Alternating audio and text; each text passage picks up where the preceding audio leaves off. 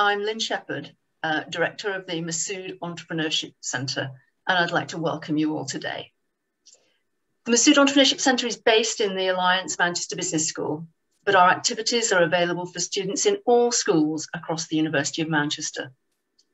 Programmes in entrepreneurship and innovation, our aim is to inspire and encourage our students and graduates to become the next generation of entrepreneurs, within existing businesses or by creating their own, changing the world and making a difference. The speaker series, Entrepreneurs at Manchester, lets us showcase successful entrepreneurs and their businesses, and allows them to share their insights with us. And today it's my great pleasure to welcome Matthew Scullion. Matthew is founder and CEO of Matillion, a Manchester-based data company that specialises in helping global businesses make sense of their data, and which has become Britain's latest unicorn, recently raising $150 million in a deal that values the company at $1.5 billion. Amazing achievement for a company that was started only 10 years ago.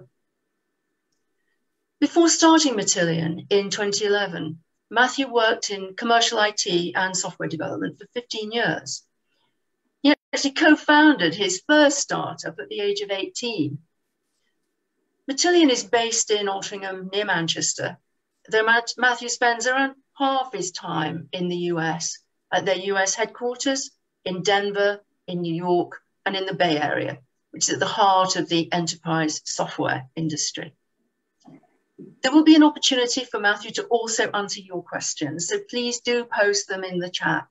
I'm looking forward to seeing the sorts of questions you would like to ask him later on this afternoon. But let me begin by asking Matthew if starting and building a business was something he had always intended for himself. So Matthew, just over to you.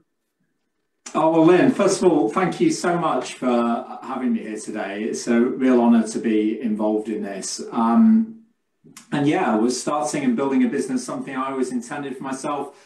I think it was actually from a fairly early age. And as you mentioned, in my case, I got started on that fairly promptly by co-founding my first business when I was still doing my A-levels, rather amusingly, and much to the disdain of one or two of my teachers at the time, perhaps. Once I'd done that, I did a stint in industry for about 10 years, but all the way through that period, I was vocal to anyone that happened to ask that I one day intended to set up my own business again. And it took a minor prompt and push for Mrs. Scullion to do that 10 years ago. She was saying, hey, you've been talking about doing this for years. But the straight answer to your question is, Lynn, that yeah, I think I had wanted to build businesses from quite an early age. So what pushed you to start Matillion in 2011? How did you come up with the idea for that business? Did it have anything to do with the startup that you had originally founded way back when you were 18?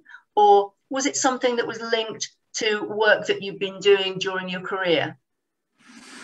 Yeah, great question. And maybe two different parts of the answer, right? So what pushed me to do it, and then what gave me the idea, as it were. They're separate things. The what pushed me to do it, as you already kind of asked about, I'd always had this itch and desire to, build a business. I'd been involved in one at an early age, and that had given me that entrepreneurial itch. And I wanted to go back to doing that. What pushed me over the line to acting? Well, as I mentioned a moment ago, my wife Caroline kind of gave me the little shove that I needed, and that was off the back of, for the first time in my career, feeling that I wasn't learning and that I wasn't super pumped up about what I was doing. I'd had a really privileged and exciting career arc, but for the first time I'd found myself in a mid-management role. Didn't massively like my boss, didn't massively like what I was doing. And thankfully, Mrs. Scullion just reminded me of that fact, and the fact that I'd been talking about setting up a business for the whole time I've known her. But what gave me the idea, and I'll come back to the reason why I put that in air quotes, Lynn, in a moment. Of course, I'd already been working in this industry for nearly 14 years by the time I'd founded Matillion. And I think in that time, I generally pattern matched on a couple of things that I thought were important in the, not necessarily specifically what the business did, but the type of business, the business model that I thought I wanted to build. The first thing was that I thought it should be a recurring revenue and high margin business. And what I mean by that is versus perhaps a consulting company selling services, or a reselling business where you're buying someone else's product technology and selling it on. There's nothing wrong with those business models, but I wanted to set up a recurring revenue, high margin business. That meant a technology business, a software business. That's unsurprising because I'm a software guy. I think I was also keen to, or I pattern matched rather, on the value in creating your own intellectual property. And I'd also, I think, observed, which maybe sounds grander than it sounded, than it felt at the time, but I'd observed that many IT projects fail. That's what I'd been doing for the prior 10 years, implementing IT projects. A lot of them fail, and a lot of them land but don't make the boat go faster. And I've noticed, particularly over the most contemporary few years before founding Matillion, that one area all businesses seemed to always want to need, and therefore be willing to pay for, was around getting great insights from data. But that these projects also were at the top of the list, the ones that rarely landed. And then the final ingredient for Matillion, I suppose, was that in the couple of years before founding the company, I got an early exposure to public cloud technology. And if anyone's familiar with the cloud and public cloud, this is technology platforms like AWS, Amazon Web Services, Microsoft Azure, Google Cloud. I got an early exposure to those technologies, and I immediately thought that it was the future. So it's those two things, really. I decided it was time to set up on my own with a push from Caroline. And I thought to myself, I want to create a recurring revenue business model with its own IP in the data space and in the cloud. And that's what we have today, 10 years on. That's exactly what Matillion is.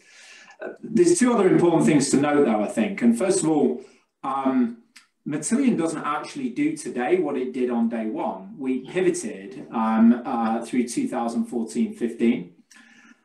Now, all the things that I said a moment ago stayed constant through that pivot. The revenue model, the IP, the data piece, the cloud piece, they're all constant. But the product was different. Our first product, if you like, it was in the right desert, but the wrong tent. Having put ourselves in the right desert, we gave ourselves a higher than average chance of, in the end, finding and manufacturing product market fit. Yeah. Crucially, we'd also built a great team with a great culture, and that meant ideas could flourish. So we were in the right neck of the woods, and we'd allowed, create an environment where ideas could flourish. And I think the lesson to learn there is it's not all about the first idea, right? Market analysis is really important. You've got to be in the right neck of the woods. But in the quest for product market fit, in my opinion at least, it's only 10% inspiration, and the other 90% is perspiration. You know, it's a mechanism, and lots of proto-entrepreneurs get themselves in knots around this, thinking they need the perfect idea, and in my opinion, you don't. The other point I was just going to make is that it's, of course, in my case, all about having a great wife, and I'm eternally grateful to her. You were very complimentary about your wife, and I hope she's listening and is appreciative of that.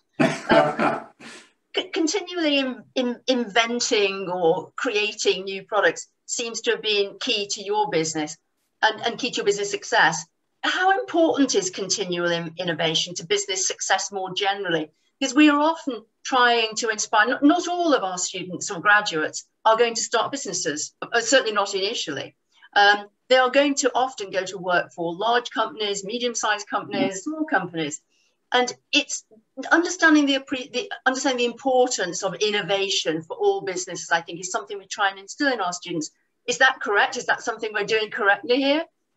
Lynn, 100%, ma'am. And I think it's just as important whether you are an entrepreneur or an intrapreneur, you know, doing entrepreneurial things inside of a larger organization.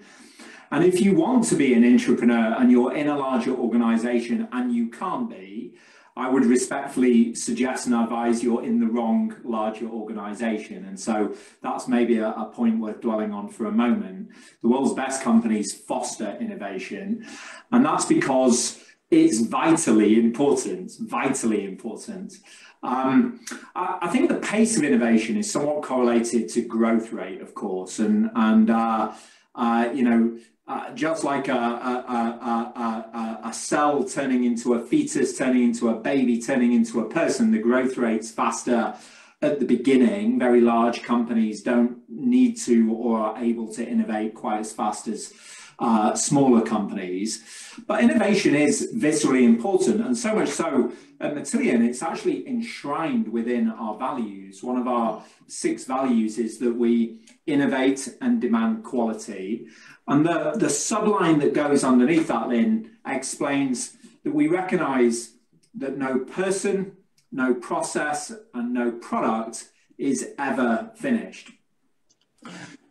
2 important details, if I may. I mean, first of all, no person, no products or process is ever finished. You and I, Lynn, are people, and so are all the people we're lucky to have joining us today. Each person on this call is therefore by definition not finished. You're not, Lynn. I'm certainly not, and we will never be. It's our duty as entrepreneurs to keep learning at an accelerated rate, and that never stops. And I think that's the most important part of innovation in my own mind, our personal innovation. And then secondly, to those of you that will go on and build companies or that will lead teams, I think it's incredibly important to recognize that to innovate, you first, and perhaps most importantly, have to focus on culture and team and people. You have to have smart people, and as if not more importantly, you have to give them a culture where they feel both safe and inclined to innovate. And I can assure you, I think categorically, that the innovation won't all come from you personally, right? There's too much of it to do. So the only way that you can innovate at the required pace, be that inside a larger business or in your own business, is to have everybody else doing it. And the only way you can have everybody else doing it is to build the team and culture that supports that.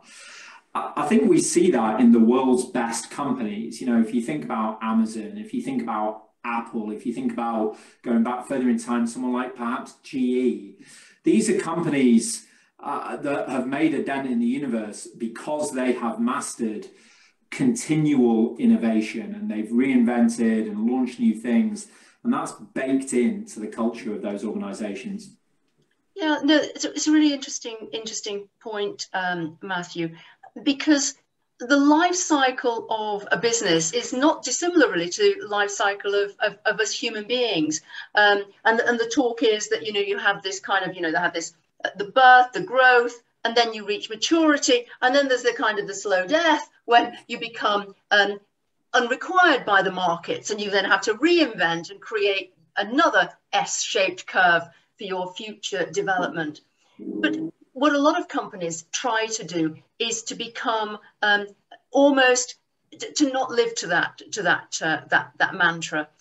They want to be here forever. Do you think it is possible for companies to be immortal? I mean, there are academic papers written on this. Large organizations wanting to try to constantly reignite the passion of the startup to maintain that immortality of the business. And do you think Matillion can be an immortal company? Yeah, great question, Lynn. I mean, immortal is a high bar. The phrase that I often think about in context of Matillion is consequential. Ultimately, what we want to do is make the world a better place. What we do, our mission is to make the world's data useful. We think that data is becoming the new commodity, the new oil, and has the capability of improving, changing for the better every aspect of how we work, live and play. But the world's ability to capitalize on that is constrained by humanity's ability to take the raw material of data and make it into something useful for analytics, artificial intelligence and machine learning. We think that's a big problem. We're motivated to fix it because we think that makes the world a better place. And in doing so, we think we can build a consequential and generational company. Now, let's be clear, if we solve that problem on a global scale, that is a large business, right? I mean, to get into the FTSE 100, you need a $7 billion market cap, approximately. I hope and I expect Matillion will cross that point in the next 2 to 3 years, trying to be semi-conservative about it. There's lots of execution to do between now and then. But the key point I wanted to make is that's not even the start of the journey. I think phase one of Matillion, just phase one, should be, if we execute right, and that's hard, but should be a 10 to $15 billion market cap company, and will have taken from the time we started with what we do today around 2014 when we started working on it. To 2 to 3 years from now, 2024, probably taken about 10 years. So is that consequential? Yes. Is it likely to be generational? Reasonably. Is it likely to be immortal? I don't think that's a slam dunk at that point at all. Do I want it to be? Actually, until you'd asked me that, Lynn, I hadn't thought about that too much. I kind of think about the next summit that I need to get to. But talking about longevity and innovation, I try to be curious about as many things as I can be that I encounter from all walks of life. And funnily enough, it's something from outside business that stands out to me here. I was once lucky to sit in on a presentation from a former member of the Red Arrows. This gentleman was Red One, who is the head Red Arrow of that formation flight display team. Takes point. Yeah, exactly. Yeah, the kind of pilot in charge when they're up in the air. And that's what he used to do. And he subsequently retired and was now doing the speaking tour and, sharing his experiences. And I think probably missing flying fighter jets. And one of the things that he pointed out is the Red Arrows is consistently one of, if not the best aerobatic display teams in the world. It's done that year after year after year after year. And yet the tenure of a given member of the Red Arrows is a maximum of 3 years. They're either a rookie in the first year, kind of in that, just getting the hang of it in the second year, or they're senior and about to leave in the third year. The ability to be the world's best aerial display team is baked into the DNA of the organization. It's not in the individual people or the individual brilliance of the people. And I think that's a good metaphor for how to think about long-term innovation, immortality in your language, Lynn, in a business. Yeah, I mean, you talked about culture of the business, and I think you're absolutely right. And it seems as if Matillion has got that culture. When you started the business with a business partner, would you recommend that route? Do you think it was important to you to have somebody alongside you in those early days?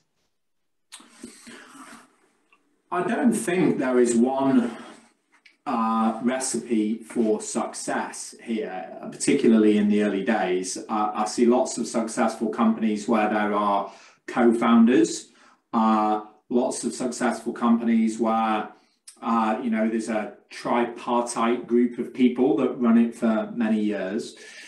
In Matillion's case, a longtime colleague, friend, and person who I respect greatly, a gentleman called Ed Thompson, joined me on the first day of Matillion.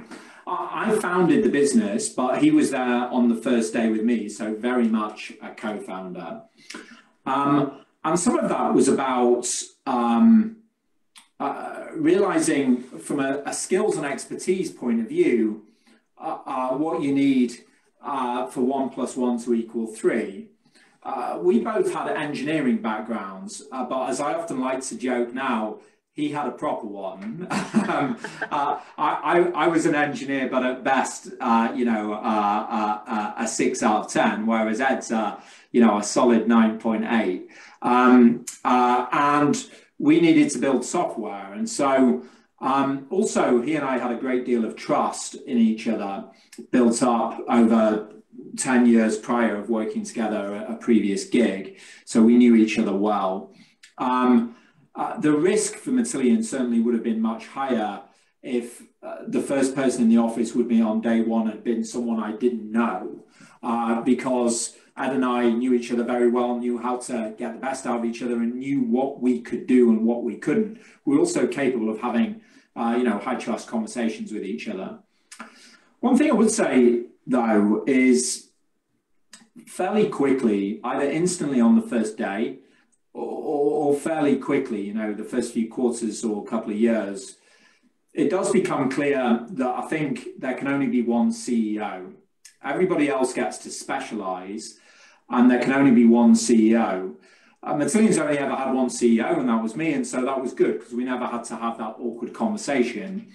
I think for those companies where they are genuinely equal partners, the first 2 or 3 people, at some point you're going to have to unpick that because the company does need one CEO. The other jobs get to specialize, and the CEO one almost by definition doesn't. So if you're going to do it jointly, it might be worth having the conversation up front to say, hey, when we get to the point where we need a CEO, which one of us is going to be. Apart from that, though, I don't think that there is a one-size-fits-all for that, Lynn. That was my experience of it. Yeah, that's really interesting. One thing about Matillion, the name Matillion is very unusual. How did you choose it, and how important is it for when you're establishing a business to have a good name for the business? How did you come up with that name? Okay, well, we're going to get our third cast member involved once again, Lynn, because I'm giving away all my trade secrets here. But actually, you will now be unsurprised to learn that the talented, beautiful, and clever Mrs. Scullion came up with the name Matillion.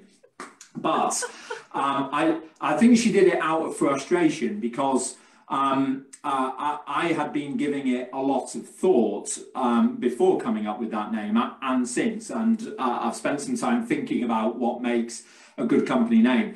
Is it important? Answer, yes, and I'll come back to that point in a moment. But the things I was thinking about and struggling with, so thankfully Caroline helped me, the things I was thinking about at the time and have done since, and I would certainly advise anyone else thinking about naming a company, are, there's a couple of them. So the first one is an obvious one but important one. Is the .com domain name available? You know, ideally not the .net or the weird ass ending to a domain name.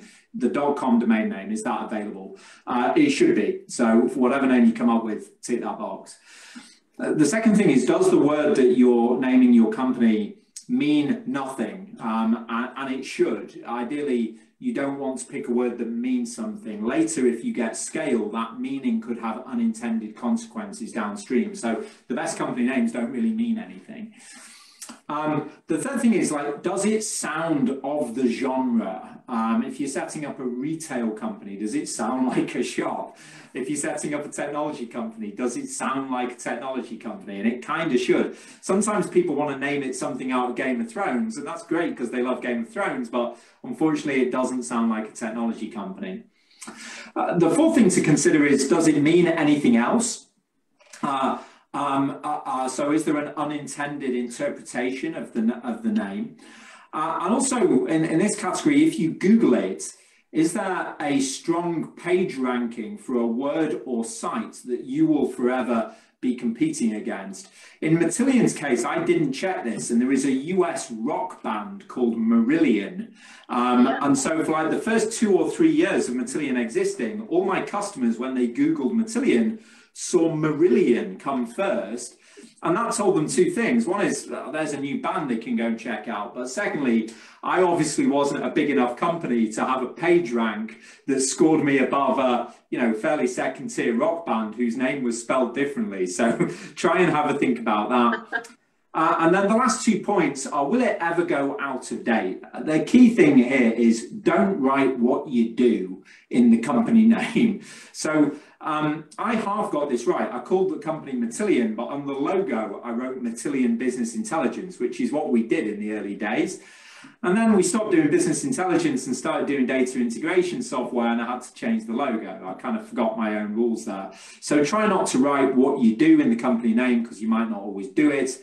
Lastly, and very prosaically, check that it's easy to say and easy to hear by a person that you don't know yet. And just as a little anecdote there, the first sales guy that I hired, who was a lovely gentleman called Anthony, he used to have to say the word Matillion like 120 times a day, and he couldn't say it because he found it a difficult word to say. Now, thankfully, that's not been endemic, but you want to check it's pronounceable and like easy listening to you. If your company name passes those tests, Lynn, then I think you're good to go. Apart from that, it doesn't really matter. But it's not as easy as it sounds, and that's why, once again, I'm grateful to have a wife who is cleverer than me. and help you make that decision. Yeah. There's a lot of stories in the press at the moment about the number of people that might want to start a business. And I read recently that 1 in 5 Britons want to start a business this year as turmoil from the pandemic sets animal spirits stirring. Leading to hope that a new wave of entrepreneurs will help lift the economy out of this stark downturn. And these ambitions are strongest amongst the young. So apparently more than a third of 18 to 34-year-olds are hoping to launch a venture this year. So what advice would you give your younger self? What advice would you give to these young people now that are thinking about doing this? Gosh, what advice would I give to my younger self? It would be a long list, Lynn, of advice that I'd give my younger self. But hopefully we're working here today with all these talented, smart and hardworking people joining us on the call with a better blank canvas than I was. In terms of setting up a business, there's lots of advice. We've drifted across some of it already, but some key points. I remember before I was setting up Matillion, I asked some other entrepreneurs, what's the most important thing? And they all said to me, it's all about people. And I thought to myself, nah, it's not. It's all about product. And then it's all about go-to-market. But guess what? It's all about people. It's all about people. The most important thing is the team. And an entrepreneur's job, a CEO's job, ultimately, is to build a world-class team. It's to build a world-class team and get them pointed in a straight line. So that means aligned and bought into whatever your mission is. And then to give them an environment to succeed. So it turns out all those people that told me people are the most important thing were right. People are the most important thing. The second thing I'd say is, and this is perhaps stating the obvious, but when I talk to people, current entrepreneurs and ones thinking about it, it's clear that it doesn't always soak in. In my opinion, at least, Lynn, outcomes are strongly statistically correlated to effort. Perspiration is more important than inspiration. And I think, before you start, people get far too hung up on the idea, as I mentioned earlier. The market is important. There's no point putting your life and soul, many of your hairs on your head, I used to have more of them, many hours of your energy and effort into something that was never going to work on paper because you've never thought about the market. But innovation is a mechanism, you know, it's a machine. It's like how we find new medicines. It's not someone thinks, oh, I'll just add this to this and find out it cures cancer. We process through hundreds of thousands of compounds and look at which one affects a protein more than the others. And we gradually dial in on an effective therapy. And the same is true in business. Innovation is a mechanism. It's not a eureka moment. Outcomes are correlated to effort, I think, applies to almost all aspects of business. But before you get started, I'd say don't get too hung up on the idea because it's not a eureka moment. The third piece of advice I'd perhaps give to myself is culture's key. And that's both personal and in your company or your team. I think you need to identify your values and or the values that you want your company to live within. They'll be correlated, but not the same. You might want to hold yourself to a higher standard than you would casually do if you're not trying. You need to identify those values and then live them, right? You cannot be inauthentic around culture. You've got to live the values that you set for yourself and for your company. You've got to lead from the front with them and you've got to aggressively protect them. You know, the moment you let that go, stuff just gets hard and you become inauthentic. And I think, thankfully, there's something that, in my case, I wouldn't have to go back and give myself advice. I lucked into this one. But I think it's worth remembering, you may not come straight out of your university course or the job that you're currently in and immediately become an entrepreneur or an intrapreneur. There might be time doing other things before you choose to do that. But there is one currency all the way through your career that I think it's worth always prioritizing. It's one of those things that you can't fix. There's no remedy for. And that is integrity. Like, you can't fix broken integrity. So I'd say never compromise on your own integrity. So maybe those would be some of the things that I'd go back and tell my earlier self. Actually, Lynn, one more if you'll indulge me. One thing that I would do differently if I were able to go back and talk to my earlier self pertains to ambition. I didn't know I was building a $1 billion business when I started up Matillion. I was too modest, too lacking in ambition, too short on the cognition that actually some pretty unknown dude from a place called Altrincham in a city called Manchester actually could go and do that. Turns out you can. And that's a big difference between the UK in general and the West Coast of the US in general. In the West Coast of the US, everybody wakes up and thinks they can build a $1 billion business. And yeah, that can be slightly irritating from time to time, but it's better. It's better because people try to do it. And it's better because when they do, they orientate their actions to building a $1 billion business. In the early days of Matillion, I didn't orientate my actions to building a $1 billion business. And if I was able to go back and talk to the 2011 version of Matthew, I'd say, hey, you're building a $1 billion business, so do the things commensurate with that. So that would be the other thing I'd tell my younger self and therefore share with this audience. Those are really fantastic points, Matthew. And if I could just repeat a couple of them back to you, it's no surprise that the best companies to work for, the companies voted as the best companies to work for, which means they've got great culture and they really look after their staff, are also the most successful. I mean, I don't think there's any surprise to that. And clearly that's part of your DNA in the company. But the other point you mentioned then, after the point about integrity, it is confidence. It's having that confidence. It's not having misplaced confidence, but it's about being more confident in your ability to take ideas forward. And we're often talking to our students and our early stage graduates to allow them to build that confidence, to develop that confidence, to be able to take ideas forward, and not to feel, I mean, sometimes the words are used like imposter syndrome. Have you heard that? Where, of course. You know, no, it's not, I shouldn't be here. I don't have the right skills to do this. It's about building that confidence, but not in a misplaced way. And so, yeah, I think there's some really valuable points that that you've made. Can I ask whether have you ever experienced a crisis of confidence yourself during your journey? I mean, in the micro, Lynn, yes, probably every day. In the macro, I'd say I don't think I have in the macro.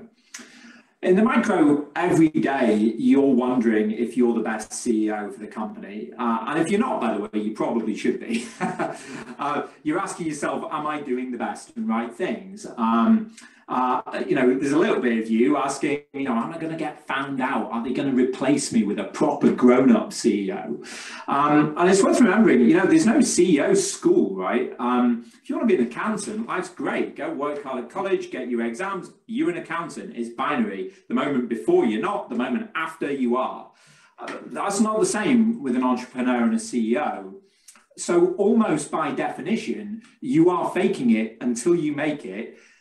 And as we learned earlier, no process, personal products is ever finished. You never make it. So we're all learning every single day of our careers. So it is totally natural to have imposter syndrome. And what you have to do is harness it, right? Well, it's got a term in my industry, at least, productive paranoia. You want to be paranoid about whether you're the best CEO you can be and use that to learn to get better. Paranoid about whether every single aspect of your business is as good as it could be and use that to go and take each of those aspects from being good to being great. In the macro, though, for me, I don't think I have had a crisis of confidence, and I sometimes feel a bit embarrassed about sharing this particular description. It wasn't me that came up about it. It was actually a CEO coach of mine that told me what he'd written in my private bio that he shares with other people when they ask about me. In that biography, he described me as a storm the fort personality. Apparently, Lynn, it turns out that I just want to storm the fort. And people might come and say, but Matthew, they're firing arrows at us and that moat looks really cold and deep. And I go, yeah, Lynn, that is true. They are firing arrows, but we're going to need to figure out a way of overcoming that because we're still storming the fort. And that is a super good instinct if you want to be an entrepreneur. It's not going to be a smooth straight line up and to the right. And a big part of the CEO's job, it's not about exercising your personal superpower. There'll be some people on this call that are brilliant engineers, some people on this call that are natural marketers, some people are natural salespeople, some people are brilliant proto-financiers. It's not about that. It might be on the first day, but quickly it becomes about getting a team of brilliant people to follow you into the breach. And they're only going to do that if you say, I'm storming the fort. Yeah. And I think what Matillion certainly have is a very charismatic leader. And I'm quite sure you are always storming the fort. And I'm sure you're able to take the rest of your team with you. And that's what's so important. But what I'd like to do, I mean, I've loved this conversation. I'm so grateful that you've taken the time to talk to us today. You are a very, very important CEO of a major growing company, but you've taken the time to spend talking to me today, and I'm really grateful for you sharing our thoughts. What I want to try to do, so we've not finished yet, Matthew, so I don't want you to hang up on the call, but I'm going to try and just take a few questions if we can from the audience. Please. Is that okay? Of course. Lynn, can I just correct the record on something? I am a normal bag of carbon and water. I am definitely not an important or special person. I am just lucky to have a really exciting job. So I don't want you to think that I think you said special a moment ago, and that's not true. Okay, I'll delete the word special then from my description. So let me just take a couple of the questions that have come in. There's someone who says they're a fellow Northerner, and they're in the early days of launching a technology B2B marketplace platform. Wonderful. What advice would you give to a startup technology business trying to enable traction in those markets?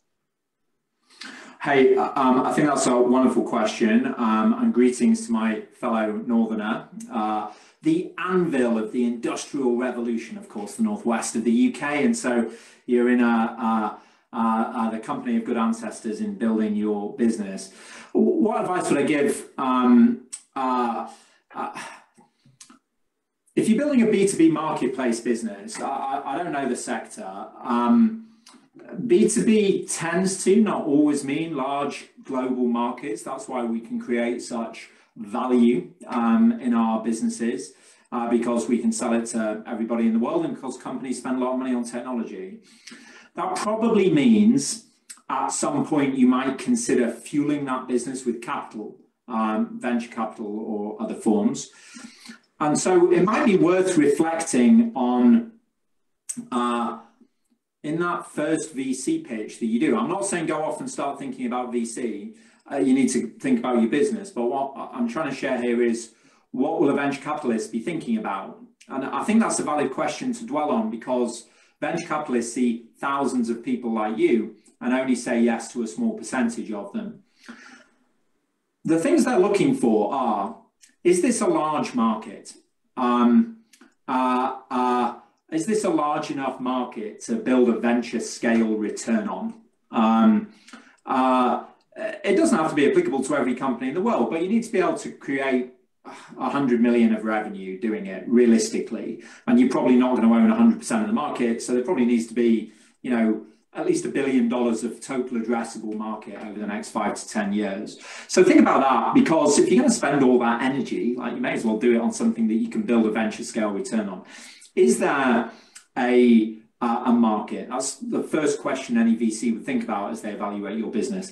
Secondly, do you have a chance of winning it, and can you evidence that? And that'll be based on some intersection of the progress that you've made so far, perhaps developing a prototype for your product, getting some early customer or market validation. It won't be, counter to popular belief, it won't be about showing mature go-to-market economics. If it is, probably talking to the wrong VC, because they don't know what they're talking about.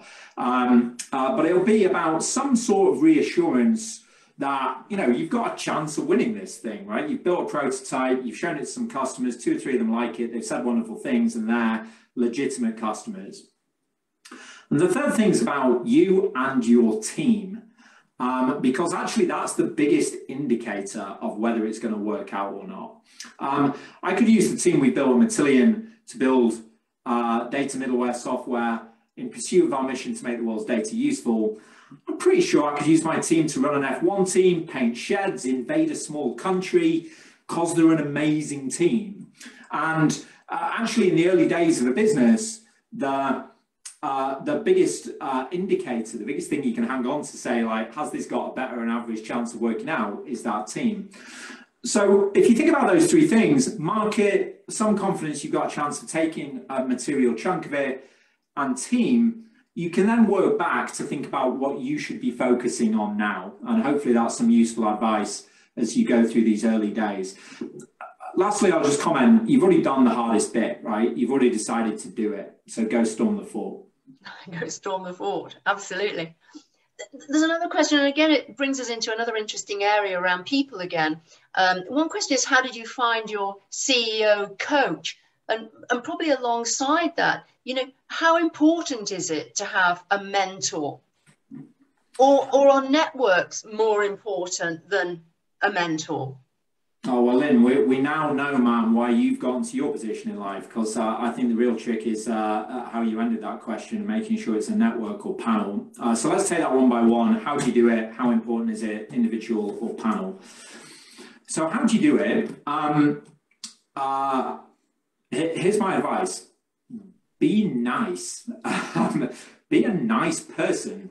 And then add to that some energy and curiosity, and get out there and meet people. You know, if you went to half a dozen business events in Manchester, you'd probably end up meeting me, because I happen to feel passionately about helping the next generation of entrepreneurs, and I love talking about business because I'm really boring. And so you'd meet me, and you'd come over to me and you'd say, hey, here's a little bit about me, and you demonstrate that you're a really nice, curious, energetic person, and I go, oh, I want to help this person. And by the way, almost all entrepreneurs want to help other entrepreneurs. I've never phoned an entrepreneur up and found that they don't want to help me, which I think is because they like me, because I try to be nice and polite and courteous and curious, and because entrepreneurs want to help other entrepreneurs. So I think it's an intersection of like, be someone that people want to hang out with, you know, good manners, not arrogant, demonstrating that you're vulnerable and wanting to learn, and energy, like get out there and network. And that is precisely how I did it. How important is it? Incredibly.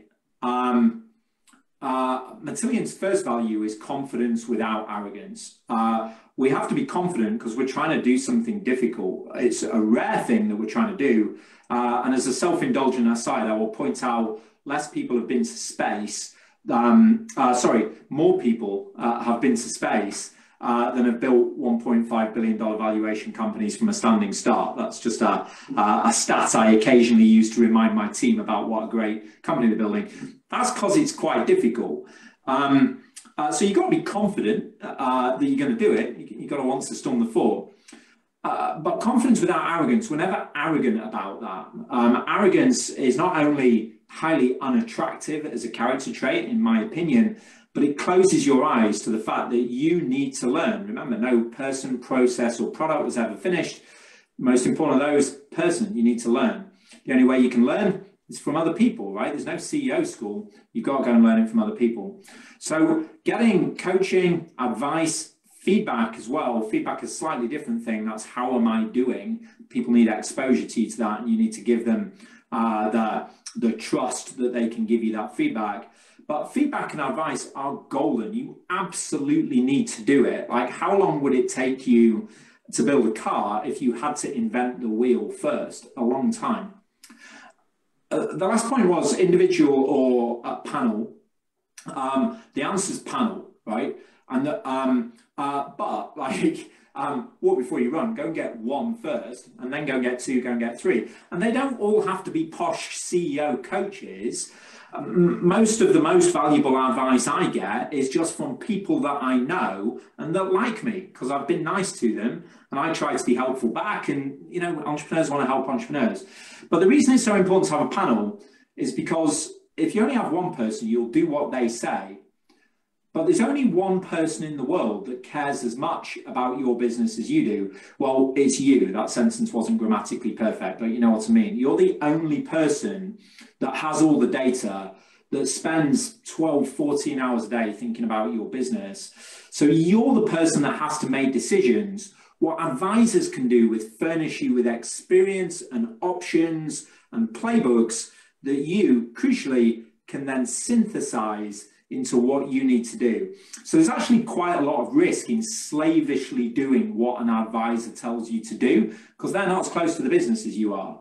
But you don't want to reinvent the wheel to build a car, right? So my advice would be nice, get out there, meet entrepreneurs, phone them up and ask them for advice, try and get several, be vulnerable, don't be arrogant, and remember that you're the CEO, you're the entrepreneur, you're the intrapreneur, so only you care as much about the problem. Ultimately, it's down to you to synthesize the advice and do what's best for your business or team. That's a great point, Matthew. There's another question. I'm going to say this is the last question that we're going to pick up, but it really brings us into an area that we haven't touched on greatly, and that's the area of risk, or failure, or resilience, which I think are also important aspects of a successful entrepreneur. So the question is, what's the biggest challenge you and your team faced or are facing? And I think that probably links to, how, has risk been something you have had to address over these years that you've been CEO of Matillion? And, have you learned from that? How resilient have you been through that process?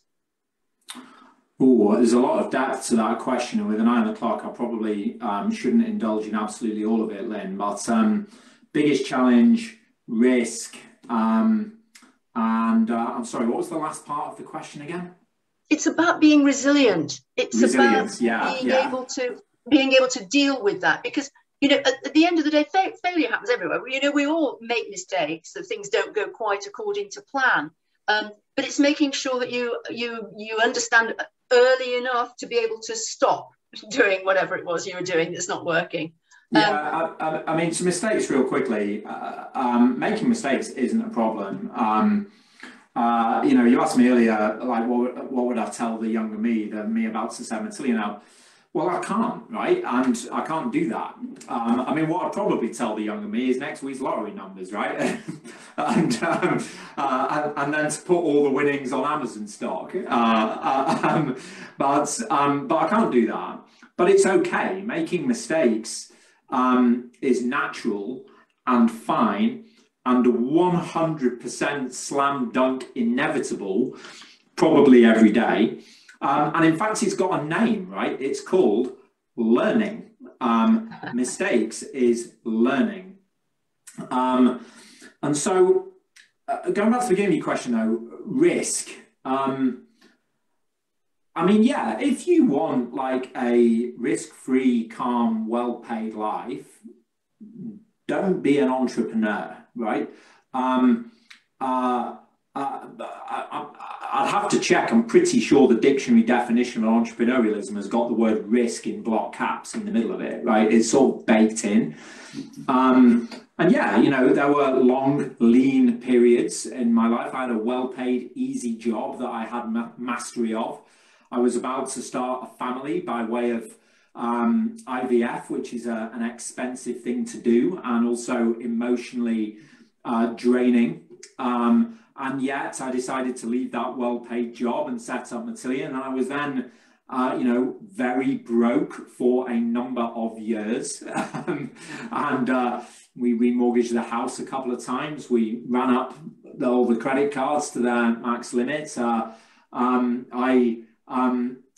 In that business, when I was 18, we ran that for 2-3 years, sold it to an American company, and I made a small, not life-changing, nice car, basically, amount of money. And I bought myself a watch, and it was my most precious material possession. And in the Matillion run, I had to sell that watch one month to make the bills. So there's risk.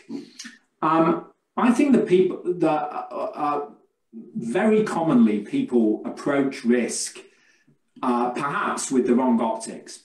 When you look at any risk, you've got to look at two things: probability, impact, right?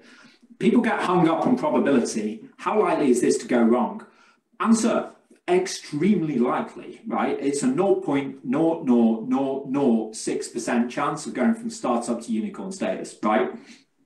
Statistically unlikely thing to do. Now, you can work those odds by hopefully using a bit of this advice today and getting some great mentors. And, I think the odds of that are less if you were born in San Francisco. They must be. And that's just because they implement that playbook. But it is inherently risky, right? So what is the probability of a risk crystallizing? High. What everyone forgets is to think about impact, right? If that risk crystallizes, what happens? If I set up Matillion and it doesn't work out, what happens? Well, the absolute worst case scenario for me was go get another job, right? And start getting paid again. Maybe we'll sell the house to create a bit of capital in the short term. It's not the absolute end of the world. Mrs. Scullion was supportive of that risk. People get hung up on probability. You've got to really think about impacts with risks. In terms of resilience, again, like if you want an easy life, don't be an entrepreneur. There are far easier ways to make money with a far higher chance of outcome. There's not many ways to make an exceptionally large amount of money, but money shouldn't be the driver, it should be the byproduct. So I didn't when I set up Matillion, and I authentically don't today think I'm doing this to make money. I do it because I want to, I like it, and I want to build something beautiful. And that's enough for me. And I think, that's just the sort of person I want to be, storm the fort. The money comes as a byproduct. but that does mean that you need a bit of resilience on the way, because not only is it not the best way to assuredly have an easy life and make money, it's also not particularly easy. One question that you asked that I wanted to leave till the end to come back to, Lynn, was, you know, what's been the biggest challenge that you faced? Well, the answer is I'm not sure there is a biggest challenge. Like, every single day is problems. Like, particularly, we've got about 400 people now, so there's 399 other people that would have fixed the problem before it gets to my desk. The only thing that arrives on my desk is problems. I find that fun and interesting and intellectually challenging, but it definitely requires a level of you know, grittiness, because business is gritty and it is complicated, and I think resilience, therefore, is a key thing that you want to equip yourself with. Thankfully, I think it's a learned skill.